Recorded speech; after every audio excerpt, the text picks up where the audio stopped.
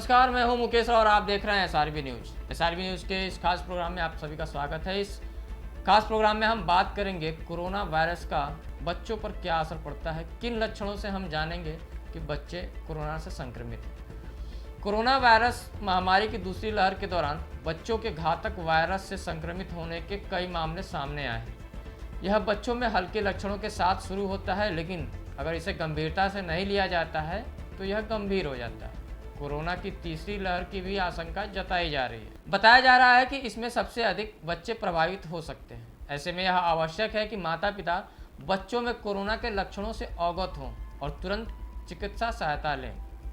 बच्चों में कोरोना के लक्षण बुखार, खांसी, सांस लेने में तकलीफ, जुखाम के लक्षण जैसे गले में खराश, कंजेशन या नाक बहना, ठंड लगना, मांसपेशियों में दर्द, सर दर्द, 8 वर्ष से अधिक उम्र के बच्चों में स्वाद या गंध की कमी, मतली या उल्टी, दस्त, थकान, सूजन, ये सभी जो लक्षण हैं ये कोरोना के लक्षण हैं। यहाँ तक कि पूरे शरीर में सूजन एक प्रमुख चिंता का विषय बना हुआ है। कभी कभी वायरस से संक्रमित होने के कई सप्ताह बाद भी यह लक्षण दिखाई दे सकता है।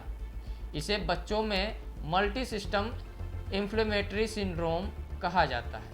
डॉक्टर अभी भी यह पता लगाने की कोशिश कर रहे हैं कि ये लक्षण कोरोना वायरस महामारी से कैसे संबंधित है। मल्टी सिस्टम इन्फ्लेमेटरी सिंड्रोम के लक्षणों में बुखार, पेट दर्द, उल्टी, दस्त, गर्दन में दर्द, लाल आंखें, बहुत थकान महसूस होना, लाल फटे ओठ, सूजे हुए हाथ या पैर, सूजी हुई ग्रंथियां, ये सारे ये लक्षण हैं। अब यह सवाल है कि लक्षण महसूस होने पर क्या करें। तो यदि आपका बच्चा MIS-C से पीड़ित है तो उसे सांस लेने में तकलीफ होगी, सीने में दर्द या दबाव होगा, होठ या चेहरे का नीला पड़ जाना, सोने में परेशानी होगी। ऐसे लक्षणों को नज़रअंदाज नहीं करना चाहिए और बच्चे को अस्पताल ले जाना चाहिए। यह देखा गया है कि वे बच्चे अस्पताल की देखभाल से ठीक हो जाते हैं। कभी कभी ICU में प्रवेश कराना पड़ सकता है। बच्चे की स्थिति को देखकर और उसकी जांच करने के बाद डॉक्टर तय करेगा कि इसके बारे में क्या करना चाहिए। फिर सवाल बनता है कि बच्चे में लक्षण होने पर अन्य सदस्यों को कैसे सुरक्षित रखें। यह आवश्यक है कि परिवार के सभी सदस्य अपनी परीक्षण रिपोर्ट आने तक घर पर रहें। सुनिश्चित करें कि घर के लोग और पालतू जानवर जितना संभव हो सके आपके बच्चे से दूर रहें। सुनिश्चित करें कि परिवार में केवल एक ही व्यक्ति बच्चे की देखभाल करे। यदि संक्रमित बच्चा 2 साल से ऊपर का है तो उसे कम से कम उस समय के लिए मास्क पहनाना चाहिए जब तक देखभाल करने वाला कमरे में हो। बच्चे को लंबे समय तक अकेला न छोड़ें।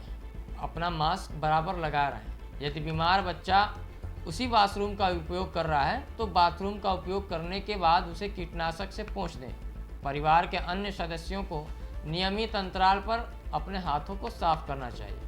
हालांकि परिवार वालों को घबराना नहीं चाहिए। कोविड-19 के टीके अब 18 वर्ष से और उससे अधिक उम्र के लोगों के लिए उपलब्ध हैं। यहाँ तक कि शिशुओं के लिए खुराक की भी परीक्षण की जा रही है। पात्र होते ही सभी को टीका लगवा लेना चाहिए। कहा जा रहा है कि आने वाले तीसरे कोरोना संक्रमण के लहर में बच्चे काफ़ी प्रभावित होंगे।